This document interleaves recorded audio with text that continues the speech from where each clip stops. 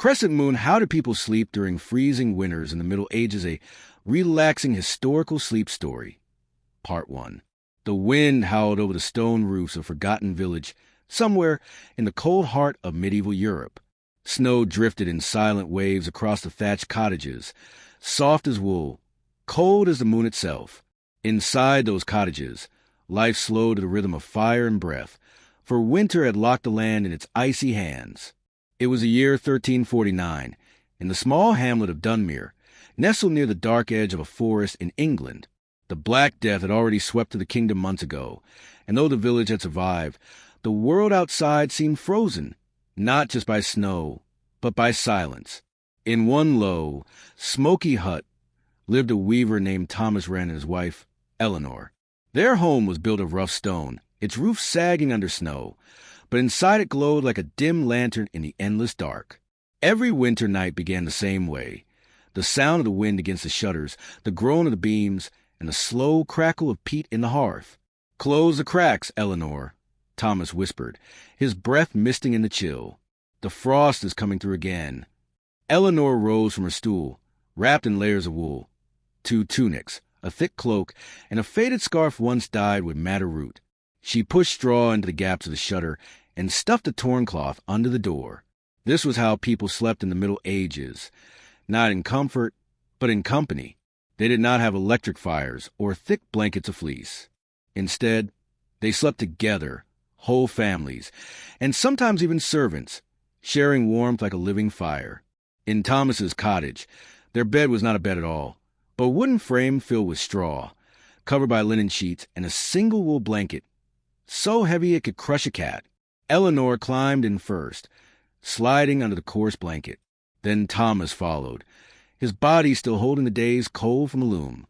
Beside them, their small son Hugh snuggled in, half asleep already, his tiny feet like stones. The three of them breathed warmth into one another, slowly melting the frost that gathered on the edge of the window. In the neighboring hut, old Martha, the village midwife, slept differently. She had no family left.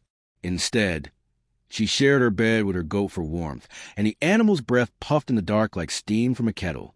The smell was strong, but it meant life, and that was enough.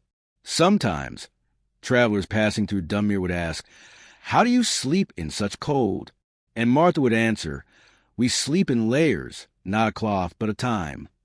Because in those days, people did not sleep in one long stretch as we do now. They slept in 2 parts, called first sleep and second sleep. The first sleep began not long after sunset and lasted 4 or 5 hours. Then they would wake, not fully but gently, around midnight. Some would pray.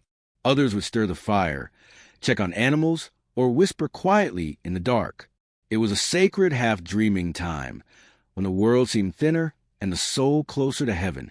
Then they would fall back into second sleep, softer and deeper, until dawn painted frost on the window again. Far to the north, in a monastery on a hill, the monks of St. Aldhelm followed their own rhythm of winter sleep. In the great stone dormitory, 50 men lay side by side on simple wooden cots, their bodies wrapped in woolen habits.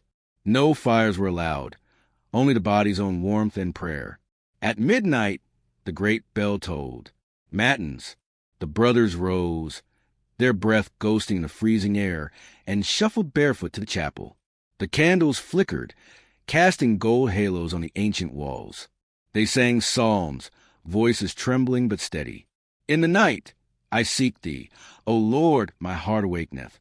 When the service ended, they returned to their cots and slipped into second sleep, a quiet surrender, hearts filled with peace. Back in Dunmere, Thomas dreamed of spring, of green fields, of his loom humming with new threads. Eleanor dreamed of the smell of bread, fresh and golden, something that would not taste again until the snows melted. In sleep, the cold did not matter. The wind might howl, but the human heart was still a small, stubborn flame. Outside, wolves prowled near the edge of the forest, their eyes glinting beneath the moon. The thatched roofs shimmered with frost.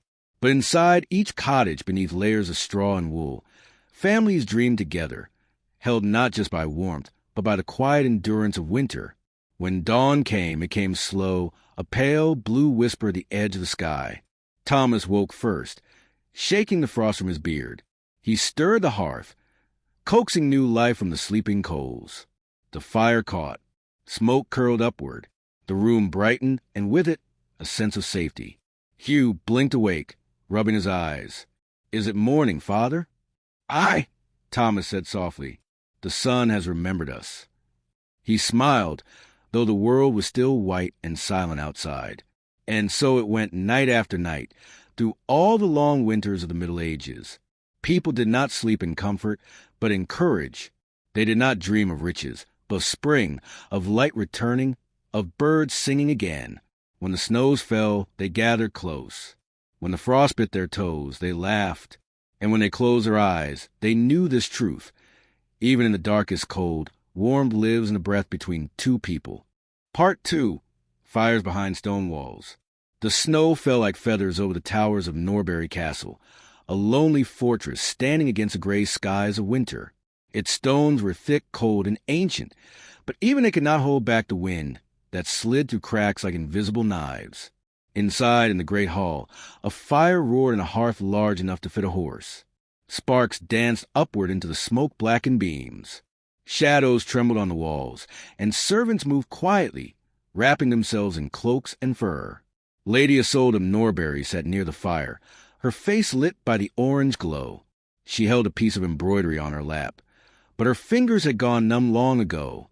Her maid, Alice, brought her a warm stone, a simple block of granite wrapped in cloth, heated in the hearth, and placed it beneath her mistress's feet. "'Tis cruel cold, my lady," Alice murmured. Lady Isolde smiled faintly.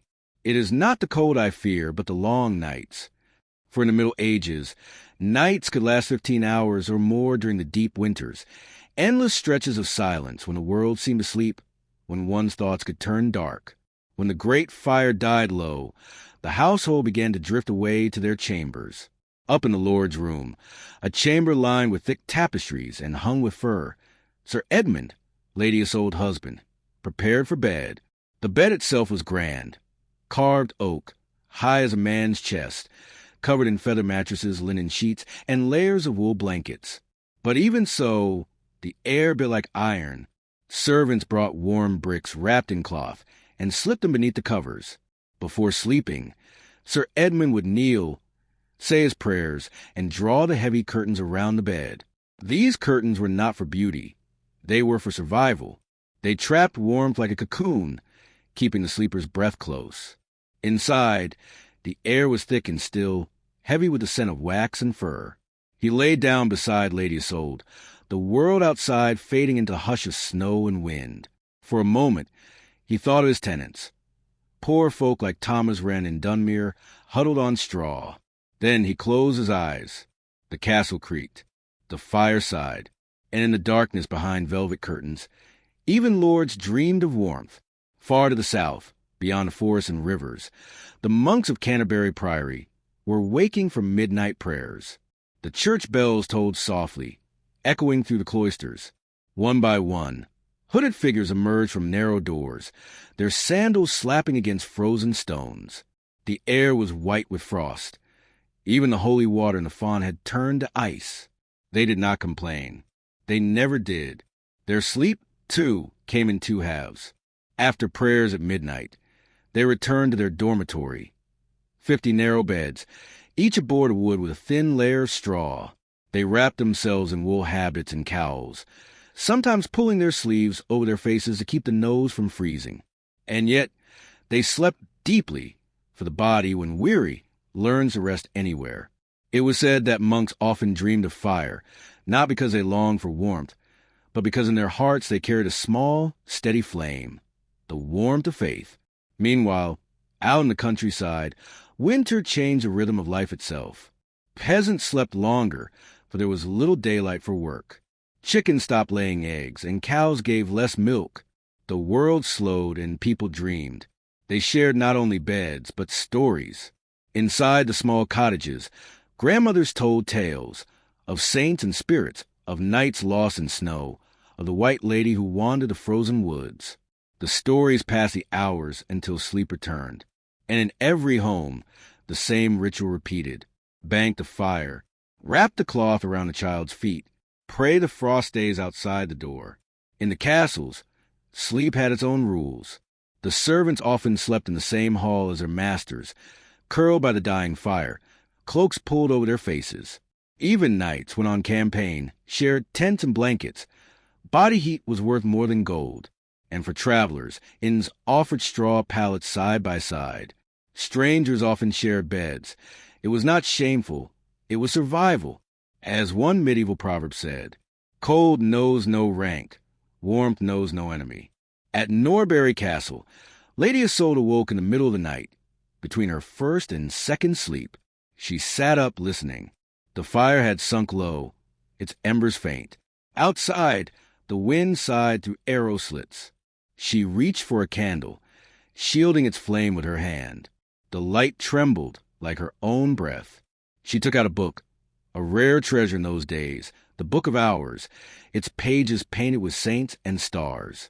She read softly, not aloud, but within herself. In the quiet of the night, when the frost binds a world, my soul shall find warmth in thee. When she finally lay back down, the bed felt warmer, though nothing had changed but her heart. By morning, the castle came alive again. Servants brought in logs from the frozen yard. The cook broke the ice on the water bucket. The fire crackled once more, and steam rose from the cauldron. Outside, the snow still fell, slow and steady. But inside the castle, within its layers of fur, stone, and faith, life continued. For in the Middle Ages, sleep was not escape. It was endurance. It was the way people folded themselves against the cold, wrapped in the ancient rhythm of darkness and dawn. Part 3. Village Nights and Winter Feasts. The snow had been falling for 5 days without pause. By now, Dunmere village looked like a dream, roofs heavy with white, fences buried, and the small path to the well completely vanished. Thomas Wren, the weaver, had stopped his work. His loom stood silent in the corner, threads sagging with the chill. In winter, work slowed. Hunger came quietly, like a whisper at the door. But the people of Dunmere were not strangers to hardship. They had something that kept them alive through every frozen night. Each other. That evening, Thomas stepped outside. The moonlight painted the snow silver. From cottage to cottage, faint trails of smoke curled upward. The whole village seemed to breathe together. In the center stood the great hearth of old Martha, the midwife. Her hut was small, its walls patched with mud and straw, but the warmth spilling from her door could melt a heart. She was stirring a pot, a stew of turnips, beans, and whatever scraps the neighbors had shared. The smell was humble, yet comforting like memory itself. Children gathered near her fire, cheeks red from the cold. They whispered stories of spirits in the snow, of the white fox that carried lost souls to the forest. Martha smiled at their fear. "Don't worry," she said, her voice cracked but kind. "No spirit comes near a good fire. The flame keeps the darkness away." In the corner sat old Simon the shepherd, warming his hands. His sheep were huddled in the barn, the animals' breath rising like small ghosts. He took out a small wooden flute and began to play. The tune was slow, winding like smoke. It wasn't a song of joy, but of peace.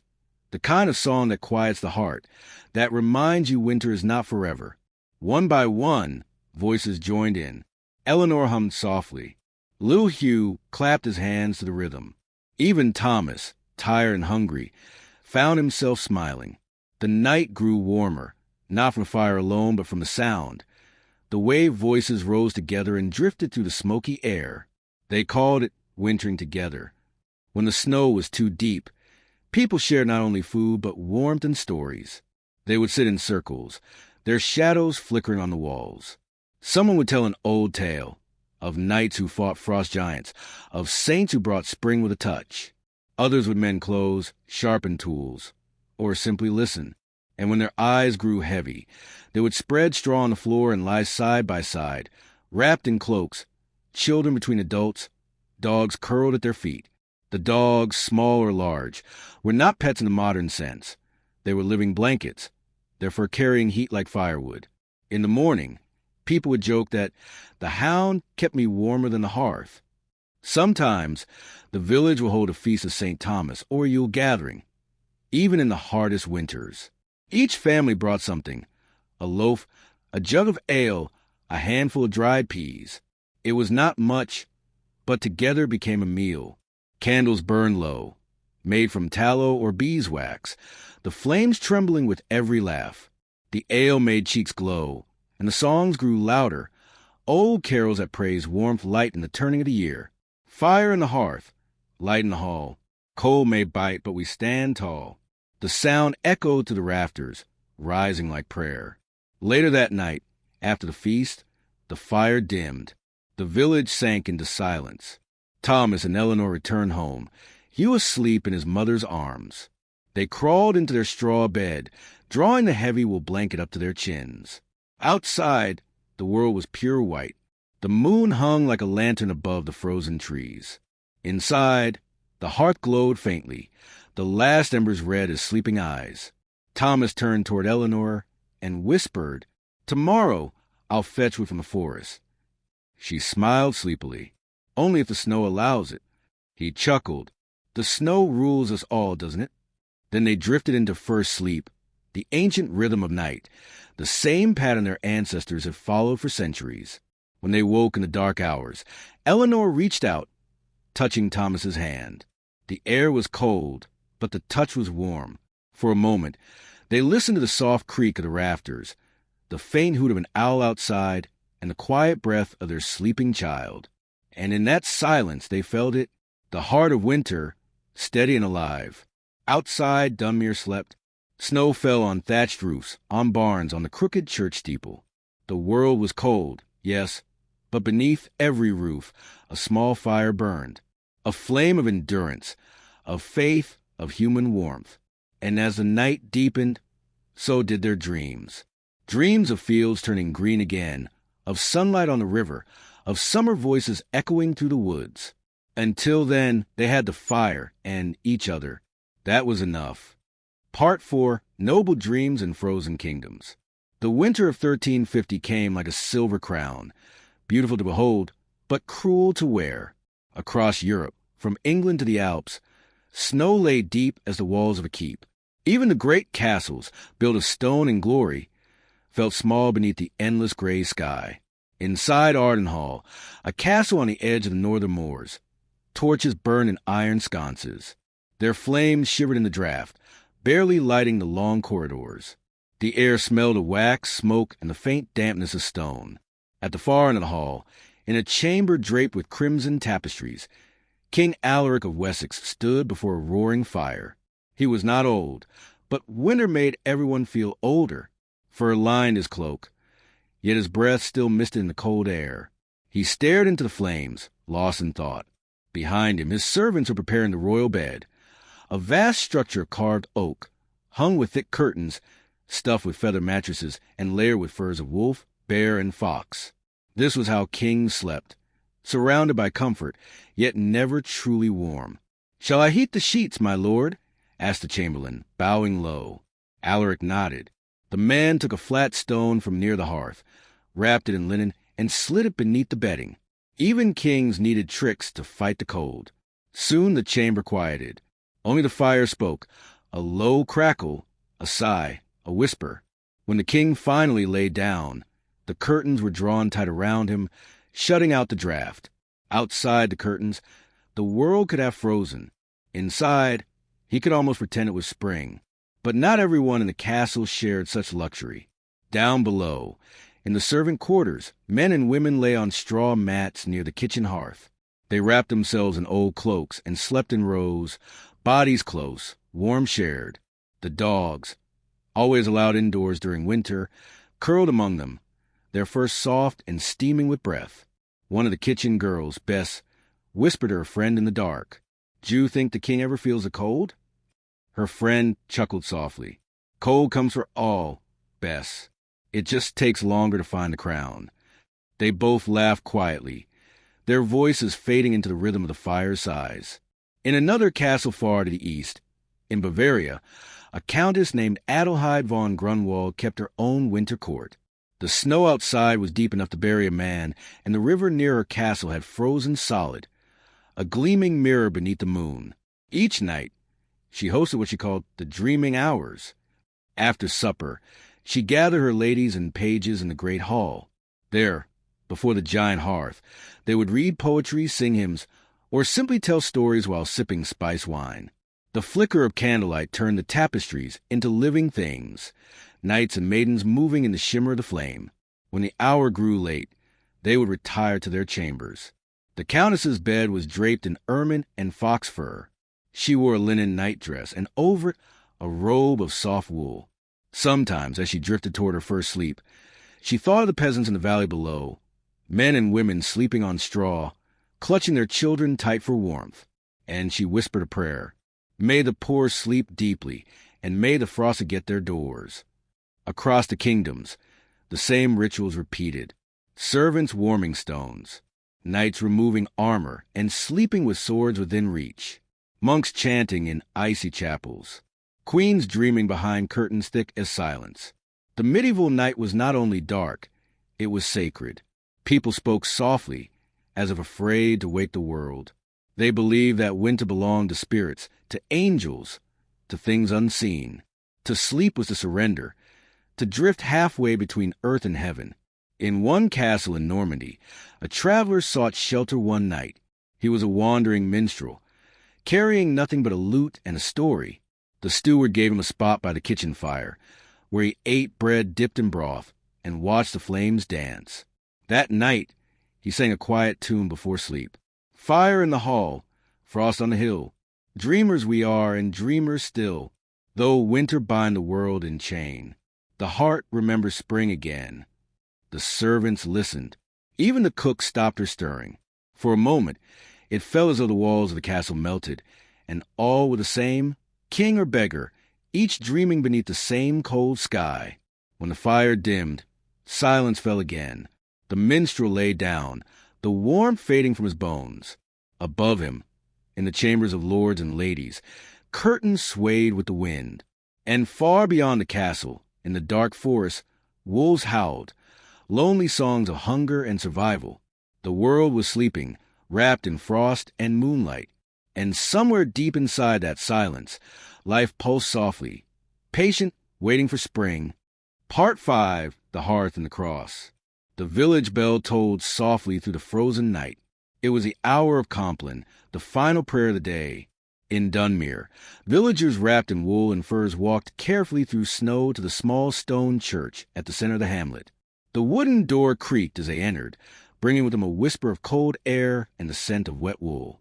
Inside, the warmth of the hearth in the corner met them like a gentle hand.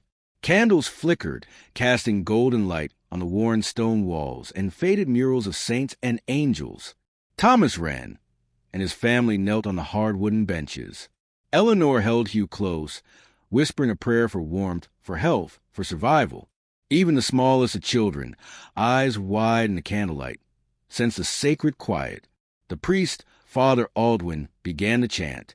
His voice rose and fell like the wind through the trees outside. O Lord, keep us safe through the long night, warm our hearts, and shelter our sleep. The villagers joined in softly, not in fear, but in comfort. In the Middle Ages, faith was more than belief. It was survival. When the snow piled high, when the cold bit through even the thickest tunic, prayer became a shield, an invisible hearth. After Compline, some stayed to light candles for the sick or for those who had passed in winter's harsh grasp. Others knelt quietly, hands clasped, listening to the wind against the church walls. By the time they returned home, the night was deeper, the stars sharp in the frozen sky. They gathered around their small fires again, some with stew, some simply with each other.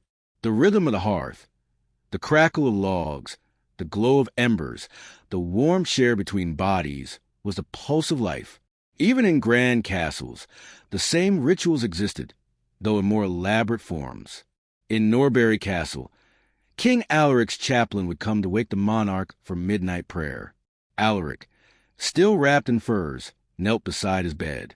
The firelight flickered across his crown, his breath visible in the cold air. He prayed quietly for his people, for his lands, for the safety of those in the frozen forest beyond the castle walls. Sleep came afterward, slow and restorative, as if the act of prayer itself had carried him halfway to heaven before the first sleep began. In monasteries, The rhythm of worship dictated the rhythm of sleep. At Canterbury Priory, monks rose from matins barefoot on icy stone floors. Candles sputtered in the drafts, but the warmth of prayer carried them through the night. When they returned to their straw-filled cots, wrapped in wool habits, they did not feel the cold as sharply. Faith had built a fire inside them. Back in Dunmere, the night deepened, and the villagers finally crawled into their straw beds. Houses were small, crowded, cold, but inside, families huddled together. Eleanor pulled the heavy wool blanket over Hugh's head. "Sleep well, little one," she whispered. Thomas pressed a kiss to her forehead, feeling the faint warmth of her breath. They had survived another day, another night of frost and hunger. Outside, the wind moaned, carrying the frozen scent of the forest. Wolves called to each other across snowdrifts. But inside, in the hearts of the people, there was a fire that the cold could not touch. It was a fire of hearth, of faith, of human endurance. It was a fire that would carry them through the long, frozen nights until the sun returned to melt the snow. And so, across villages, monasteries, and castles alike, medieval people slept in layers of warmth and faith. They did not have modern blankets, stoves, or central heating. They had each other, the hearth, and the prayers that rose into the icy night like invisible flames. The night stretched on. Silence, broken only by the soft crackle of embers and the faint sigh of wind, settled over the land. And everywhere, from the lowliest hut to the grandest hall, hearts beat slowly, and people dreamed quietly, waiting for the dawn. Crescent Moon, How Did People Sleep During Freezing Winters in the Middle Ages, Part 6. Winter's End and the Return of Light. The last snows of the long winter fell quietly over Dunmere. The village was buried beneath a thick white blanket, yet the air carried a subtle change, a hint of softness, a whisper that the sun was returning. Thomas Wren awoke early, as he always did, and looked out the small window of his hut. The frost on the glass was beginning to melt, forming tiny droplets that ran like rivers down the pane. "Eleanor," he called softly, "come see. The sun is coming back." Eleanor rose, pulling Hugh close. For days, weeks, months even, they had lived in the gray silence of winter, waiting. And now, the first golden rays touched the village roofs, glinting on the snow like tiny sparks of hope. Across the fields, the frozen river cracked with a low groan. Wolves and foxes stirred in the woods, sensing the change. Even the village dogs wagged their tails, though their paws were still frozen to the snow. The villagers emerged cautiously, squinting against the sun's brightness. Children laughed as they ran across the melting snow, leaving wet footprint behind. Old Martha stirred her pot once more, adding fresh vegetables now that the ice had passed. It was a return of warmth, subtle at first, then stronger. It touched hands, faces, and hearts. It reminded people that the long nights were behind them, that survival had a reward. In the castles and manors, the end of winter brought celebration and relief. King Alaric opened the great windows of Ardenhall, letting sunlight spill across the tapestries and stone floors. Servants shook out furs and blankets that had held the family through months of frost. Lords and ladies walked cautiously through the thawing courtyards, watching streams of water trickle from the melting snow. Even the grand kitchen smelled sweeter, as fresh vegetable became available again, and fires were no longer stoked just for warmth, but for feasts. Monasteries, too, marked the shift. At Canterbury Priory, monks walked barefoot to the frozen fields to collect early spring herbs. The sun rose higher in the sky each day, its warmth slowly entering their cells. Sleep became easier, lighter, filled with dreams of green grass, flowing water, and the return of birdsong. Prayer continued, of course, but now accompanied by the gentle optimism of a world thawing from winter's grip. In Dunmere, Thomas and Eleanor went outside to help their neighbors clear paths and carry water. Hugh ran ahead, his laughter echoing through the village. The snow that had been a barrier all winter was now a playground. The villagers shared smiles, stories, and small gifts, a loaf of bread, a handful of herbs, a piece of cloth, reminders of how they had survived together. And at night, when they returned to their straw bed, the house felt lighter. The fire no longer had to fight the chill as fiercely. Even the smallest breath of warmth from the hearth seemed sufficient to soothe them into deep, restorative sleep. Winter had tested them. The nights had been long, the cold bitter, and the darkness relentless. Yet humanity endured, with fire, faith, stories, and each other. And now, as the first green shoots appeared at the edge of the forest, and the sun lingered longer over the village roofs, they slept differently, less with worry, more with gratitude, and with a quiet knowledge that spring was a promise they had lived to see. In castles, monasteries, and villages alike, sleep returned to its natural rhythm. People no longer needed a huddle for warmth or fear the frozen night. Instead, they dreamed lightly, hearts full of hope, the world slowly brightening around them. The long winter had ended, but the memory of it lingered, a reminder that endurance, warmth, and community were stronger than any frost. And so, the people of the Middle Ages slept one final time in winter's shadow, before waking to a world of light and life once again. Crescent Moon, How Did People Sleep During Freezing Winters in the Middle Ages, Part 7. The Lessons of Cold. The winter had ended, but its memory lingered like frost in the corners of homes and hearts. In Dunmere, Thomas Wren stepped outside early, noticing the thin layer of ice still glinting in the shadowed paths. It was a reminder of what had passed.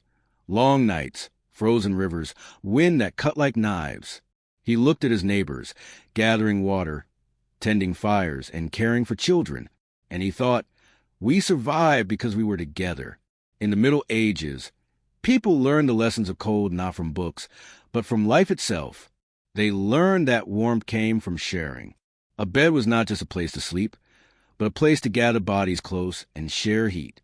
A hearth was not just fire, but a center of community, where stories, prayers, and hope were exchanged. Even kings and nobles, with their furs and feather beds, depended on helpers, servants, and faith to survive the bitter nights. The cold did not respect wealth or status. It humbled all. Old Martha, the village midwife, often reminded the children, winter shows you who you are. It teaches you to care, to share, and to endure. Her words were not sermons, but practical wisdom. During the night, when frost filled the cracks of cottages, families huddled together, telling stories, singing songs, and holding children close. The cold was relentless, but so was their human spirit. Even in castles, lessons were learned. King Alaric remembered the chill in Ardenhall. He realized that without servants to warm stones and stoke fires, without chaplains to guide prayers, even a king would shiver and fear the night. It was a lesson in humility, that survival depended on community, preparation, and care. Monks at Canterbury Priories saw the cold differently. It was a teacher of patience and faith. The wind whistling through frozen cloisters reminded them that life was fragile, fleeting, and precious. Sleep became a sacred act, a way to restore strength while honoring the rhythm of the world around them. The first sleep and second sleep, the shared warmth of beds, the chants at midnight, all were lessons in endurance and harmony. In villages, feasts at the end of winter were not just celebrations. They were affirmations of survival. Everyone brought what they could. Everyone shared what they had. Food, laughter, and fire were the reward for enduring the darkness. And when villagers finally lay down in their straw beds, the warmth lingered not only from the fire, but from hearts connected through struggle and care. And so, every frozen night became a story. Every frostbitten finger and snow-heavy roof reminded people that sleep is stronger when shared. Fire is more than warmth. It is life. Faith, stories, and community outlast cold. Thomas Wren looked at his sleeping son, Hugh, and whispered, "Remember this, my boy. Winter may come again, but together we are never cold." And Eleanor, holding her husband's hand, murmured, "The frost teaches us the value of each other." The lessons of cold went beyond survival. They shaped the way people lived, slept, and loved. Even when spring arrived and the sun returned, these lessons remained. Patience, resilience, and the understanding that human warmth is the greatest comfort of all. Across villages, castles, and monasteries, people slept with these lessons in their hearts. They rested deeply, not just from fatigue, but with gratefulness, with understanding, and with hope for the coming seasons. Winter had been harsh, but the world endured, and so did the people, sleeping soundly, warmed not only by fire, but by the invisible flames of wisdom, care, and human connection. Crescent Moon, How Did People Sleep During Freezing Winters in the Middle Ages, Part 8. The Return of Life. The first morning of spring arrived like a gentle sigh. The snow had melted from the fields, leaving rivers running clear and cold, carrying tiny streams of life through the village. Birdsong returned slowly, faint at first, then growing louder as the day progressed. Thomas Wren stepped outside his hut, taking a deep breath of fresh air. The smell of damp earth and budding grass filled his lungs, a scent he had longed for through the long winter months. "Look, Eleanor," he said, pointing to a patch of green breaking through the thawed soil. "Life is waking again." Eleanor smiled, watching their son Hugh chase a pair of sparrows across the yard. The child laughed freely, feet splashing in puddles where ice had melted. The frost of winter was behind them, yet its memory lingered, a quiet reminder of the nights they had endured together. In the fields, villagers returned to work. Carts moved along muddy roads. Plowing horses pulled new furrows, and seeds were scattered across the softened earth. Every movement was a celebration of survival, of warmth returned, of life renewed. Even the smallest tasks, collecting water from the thawed river, tending the chickens, mending fences, carried a sense of hope and relief. The long nights of huddling in straw beds and sharing fire were behind them, replaced by longer days and brighter skies. In castles and manors, the change was just as vivid. King Alaric of Ardenhall opened all the great windows, letting sunlight pour across stone floors that had been gray and cold for months. Servants shook out furs, hung blankets to air, and carried fresh flowers from the thawed gardens into the halls. The kitchen smelled of spring vegetables and fresh bread, and the great dining halls echoed with laughter once more. Even the king found joy in simple things. The feel of warm sunlight on his skin, the sound of birds singing on the castle walls, the smell of thawed earth carried in from the courtyard. In Dunmere, old Martha smiled as she stirred her pot of early spring stew. The children ran through the village, playing in puddles, their cheeks rosy with warmth. Stories still flowed, but now they were lighter, filled with laughter and promise rather than caution and fear. Families slept more soundly now, in beds that were still shared but no longer driven by necessity. The hearth continued to glow at night, but the warmth it provided was comfort, not survival. Monks at Canterbury Priory marked the seasonal change with gratitude. The frozen cloisters were now sunlit.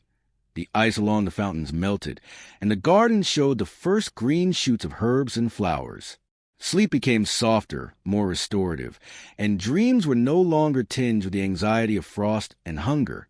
The world had returned to rhythm, and so had the people. Across Europe, the message was the same. Winter had tested them. Cold had taught endurance, community, and care. The return of life reminded them to cherish warmth, family, and hope. In every village, castle, and monastery, people rose with the sun. They worked, laughed, sang, and slept in a new harmony, the rhythm of the seasons restored. The lessons of the frost remained, but the days of light and growth had returned. Thomas Wren, watching Hugh run across the yard, felt a deep, quiet gratitude. He looked at Eleanor and whispered, "We survived, we learned, and now we live again." Eleanor nodded, pulling her cloak around her shoulders. The warmth of the sun, the laughter of their child, and the earth returning to life filled their hearts. And that night, when they lay down in their straw bed, it felt lighter, softer, and full of hope. The cold, harsh winter was behind them. The world had returned, and sleep had become peaceful once more. And so, the cycle of life continued. Through frost and darkness, people endured. Through shared warmth, faith, and stories, they survived. And when the sun returned, so did joy, growth, and the gentle rhythm of restful, renewing sleep. The Middle Ages, harsh and cold, had taught them this. Life, like the seasons, returns, and sleep, warmed by care and hope, is always waiting. Crescent Moon, How Did People Sleep During Freezing Winters in the Middle Ages, Part 9. Echoes of winter. Even as the snow melted and the rivers ran free, the memory of winter lingered in every home and heart.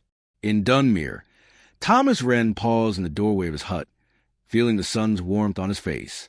But beneath the comfort of spring, he remembered the nights of frost, the huddling together, the long hours of shared stories to ward off fear. "The cold is gone," Eleanor said softly, noticing his pause. "Yes," Thomas replied, "but it whispers still.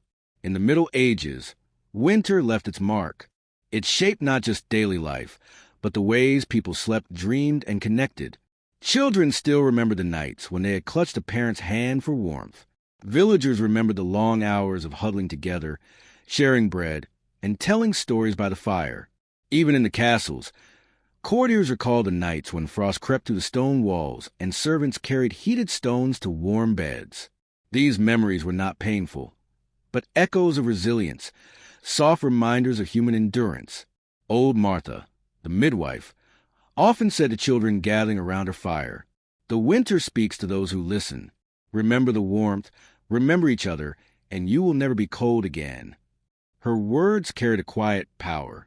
They taught children how to value community, foresight, and care, lessons learned in the long frozen nights. In monasteries, echoes of winter took a different form.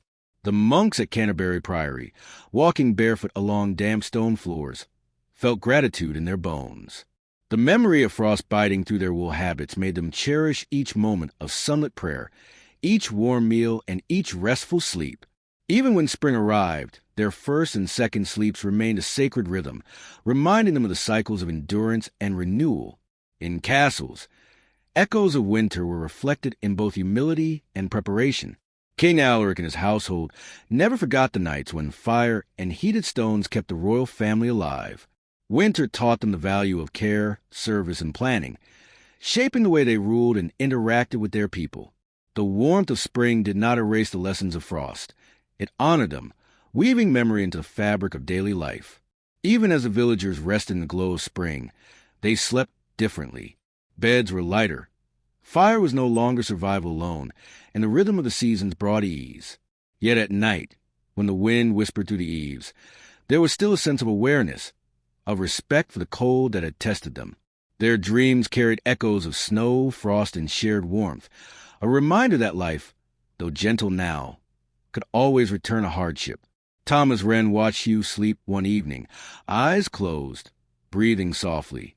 He remembered the winter nights, the first sleep, the second sleep, the closeness, the whispers, the stories, and he smiled. "You will sleep well, my son," he whispered. "And when winter comes again, you will remember warmth and know how to endure."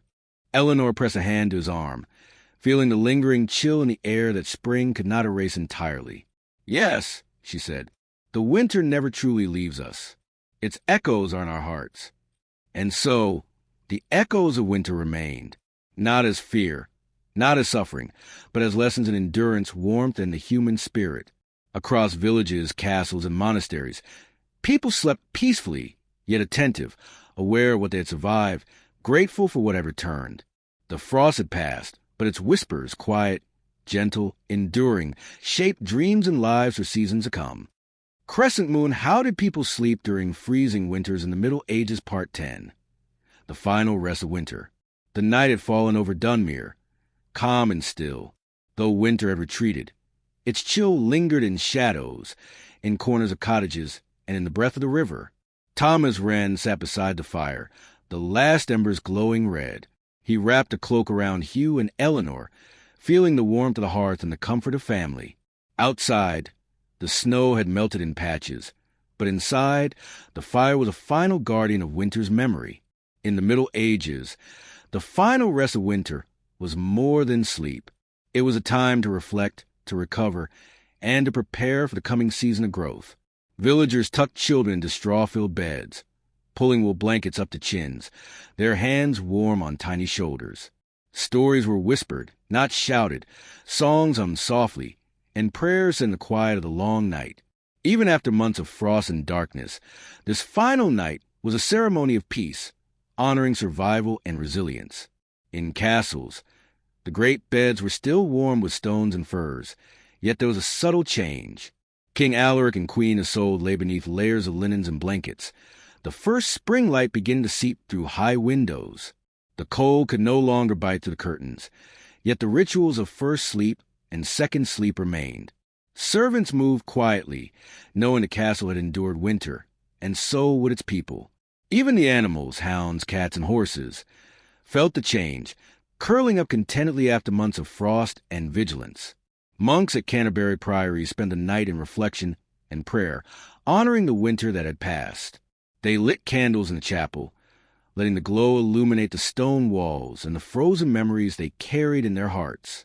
Sleep came slowly, deeply, a blessing after endurance, and they rested in the knowledge that spring had returned. Across villages, the final rest of winter carried lessons for all. Sleep was not merely rest, but a sacred rhythm shaped by the seasons. The hearth and fire were more than warmth. They were centers of life and storytelling. Shared beds, blankets, and closeness taught community and resilience. Faith, prayers, and song created a spiritual cocoon, guarding the human spirit through dark nights. Thomas Wren whispered to Eleanor and Hugh as the flames faded, "Sleep now. Tomorrow, the sun will guide us again, and life will grow stronger." Hugh murmured in his sleep, a small smile on his face. Eleanor rested her head against Thomas's shoulder, feeling the warmth that had carried them through the long winter. Outside, the wind was gentle, carrying the faint scent of thawing earth.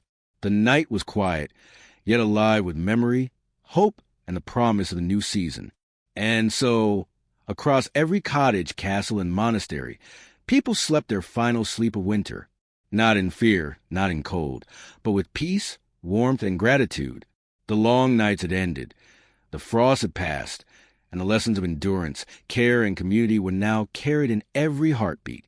In the Middle Ages, this was how people slept during freezing winters, huddled together, warmed by fire, faith, and human connection, dreaming through frost until the light returned.